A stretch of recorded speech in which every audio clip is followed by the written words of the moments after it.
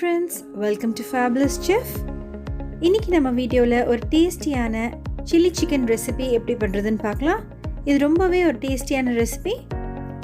So நீங்க நம்ம சேனலுக்கு புதுசா இருந்தா subscribe பட்டன் கிளிக் பண்ண மறந்துடாதீங்க. வாங்க வீடியோக்குள்ள போலாம்.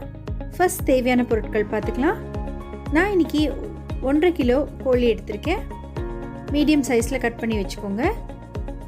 3 டேபிள்ஸ்பூன் அளவுக்கு இஞ்சி பூண்டு விழுது எடுத்துக்கலாம். 2 டேபிள்ஸ்பூன் கார்ன்ஃப்ளவர் மாவு எடுத்துக்கலாம். 2 டேபிள்ஸ்பூன் அளவுக்கு அரிசி மாவு எடுத்துக்கோங்க.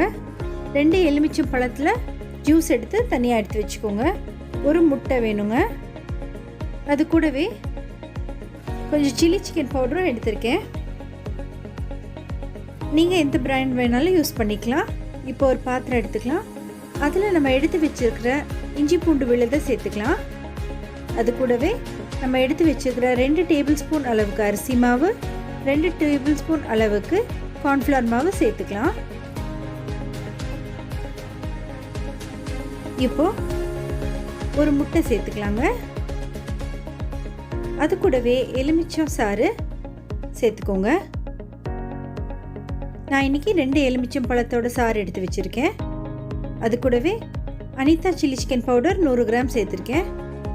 நீங்க சில்லி சிக்கன் பவுடருக்கு பதிலா வரமிளகாய் தூள் கூட சேர்த்துக்கலாம். அது கூடவே தேவையான அளவு உப்பு சேர்த்துக்கோங்க. இப்போ இது எல்லாத்தையுமே நல்லா கலந்து ஒரு திக் பேஸ்ட் மாதிரி ரெடி பண்ணி வச்சுக்கலாம். பாருங்க, நம்ம மசாலா ரெடி ஆயிடுச்சு. இப்போ நம்ம எடுத்து வச்சிருக்கிற கோழி துண்டுங்கள்லாம் எடுத்து அந்த மசாலாவில் போட்டு நல்லா பெரட்டி ஒரு 2 மணி நேரம் நல்லா ஊறட்டும். எல்லா பீசஸ்லையுமே படுற மாதிரி நல்லா பெரட்டி வச்சுக்கோங்க. இப்போ பாருங்க, 2 மணி நேரமா நம்ம கோழி நல்லா மசாலாவில் ஊறிக்கிட்டு இருக்கு. இப்போ ஒரு பாத்திரத்தில் எண்ணெய் சூடு பண்ணிக்கலாம். எண்ணெய் நல்லா சூடானதும் நம்ம பெரட்டி வச்சிருக்கிற கோழி துண்டுங்கள்லாம் சூடான எண்ணெயில் பொரிச்சு எடுத்துக்கலாம். ஒரு 10 நிமிஷம் நல்லா எண்ணெயில் வேகட்டுங்க.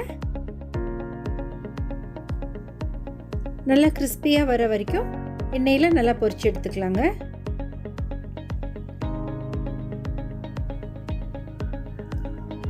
அவ்வளோதான் ஃப்ரெண்ட்ஸ், நம்மளோட சூப்பரான சில்லி சிக்கன் ரெடி ஆயிடுச்சு. கண்டிப்பாக ட்ரை பண்ணி பாருங்கள். லைக் பண்ணுங்கள், கமெண்ட் பண்ணுங்கள். ஃபேபுலஸ் செஃப்க்கு கண்டிப்பாக சப்ஸ்கிரைப் பண்ணுங்கள்.